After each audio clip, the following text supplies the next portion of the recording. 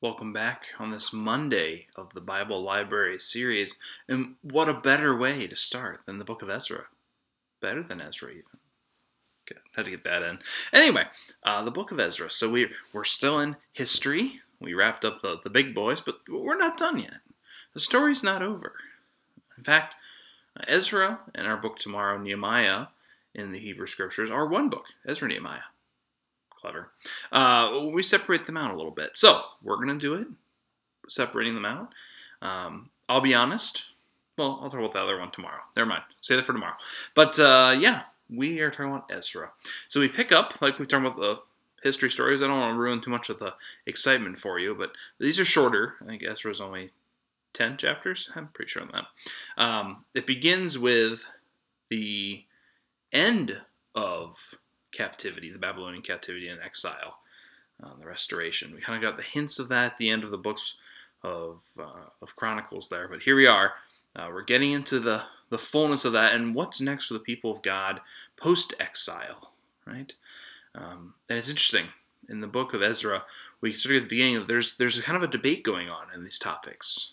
Should we rebuild the temple or not? Should we build a wall around the city? And there's a big theme of, we messed up bad. How do we fix that? Right? How do we make sure that we don't allow this to happen again? We'll get into more of that question. Actually, Nehemiah picks up and continues on that theme. But Ezra sort of begins the conversations of those things. And that's kind of where the book of Ezra goes through. We have these discussions of how to make sure this destruction and exile won't happen again, how we won't lose our way. We have to be even more strict. We have to enact new ways of being and who we are as God's people. And so the book of Ezra ends with this looking at reconstruction, so we say. It'll set us up for tomorrow. Now, it's interesting because if you are studying history, or if you pay attention to some of the New Testament videos, or you read some of those books, we know something happens.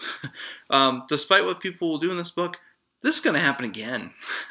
We get to the New Testament and Israel is occupied by a foreign power yet again in Rome, and the temple will eventually be destroyed after Jesus' time, as Jesus predicts, right?